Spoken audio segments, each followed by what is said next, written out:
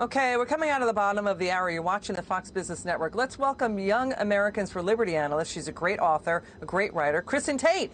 Kristin, you know, we're seeing sheriffs. It's good to see you. Sheriffs in 4 states. We're talking North Dakota, Utah, Mississippi, New York State. They're now pushing back. They're saying we're not going to break in and barge in on people at their Thanksgiving dinner to enforce these extreme COVID-19 shutdown rules that governors are trying to put, you know, just are passing. What do you say to this story? I mean, these sheriffs are spot on. I mean, what are they supposed to do? Drive around and look for a lot of cars in front of people's houses and then knock on the door and barge their way in and count everyone to make sure there are fewer than 10 people inside each home? It's absurd. These hypocritical politicians, Liz, they're using a pandemic as an excuse to grow the size and scope of state power, and it's average working Americans who are left to suffer. Depression and other illnesses were already on the rise thanks to months of these various lockdown measures. Now people are being told they shouldn't see their friends and family for the holidays. They're being told what they can and cannot do inside the privacy of their own homes. And they're being told to risk their jobs and livelihoods by these left-wing bureaucrats who frankly enjoy taxpayer guaranteed salaries. Unlike the people they're making rules for, these politicians and bureaucrats, they don't have to worry about their jobs. Gavin Newsom, he's going to make sure that his employees are all paid. Nancy Pelosi, her staff, they're not missing a paycheck, but people who are hardworking in the private sector, they have been suffering all year. And a lot of these rules, they're not really based on science or facts. And we know that because the people making the rules keep breaking their own orders over and over and over again. Yeah, and, you know, listen, COVID-19 is really serious. We need to be careful. Yeah. Everybody knows that. People don't want to get it, and they don't want their family members to get it either. I think people understand that, but we see, you know, authorities breaking up large gatherings from coast to coast. We're seeing it in Boston. We're seeing it in New York. We're seeing it in Des Moines, Iowa, places like that. And, you know, let's listen to what one sheriff is saying about this, how he is now pushing back, saying what you're asking us to do is unconstitutional. Let's listen to this sheriff. Watch this. The order is very vague, and it says 10 or less people is the most you can have in your private residence. Well, I don't think that the Constitution allows for the infringement of your own number, the number of people you have in your own home.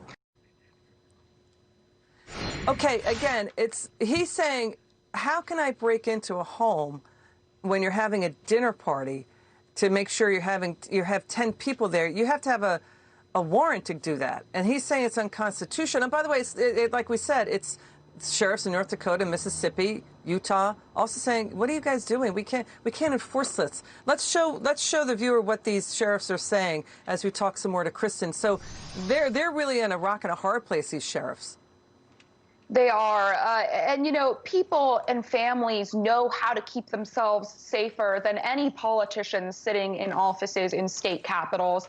And it's really insulting to the American people when these left-wing officials make these really restrictive rules and then break their own rules over and over again. You know, they've warned us against large gatherings, and yet they cheer for these massive Black Lives Matter protests and Biden celebrations. They shut down small businesses and cancel funerals, and yet Chicago Mayor Lori Lightfoot and Speaker Nancy Pelosi go to the salon to get a blowout. Washington, D.C. told its citizens not to travel out of state for COVID reasons, and Mayor Bowser traveled to Delaware for Biden's victory speech and then said she did it because it was essential travel. I mean, these people really have no shame, and it's very insulting to their own constituents, who I think are starting to see through it.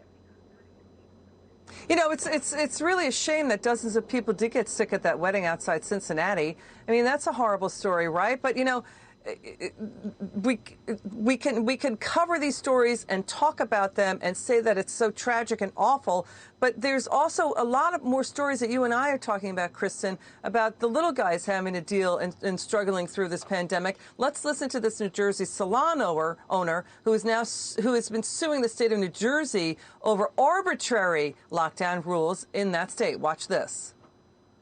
Basically, when this all started, I was more than happy to close the doors of my business. I actually closed a day before we were ordered to do so.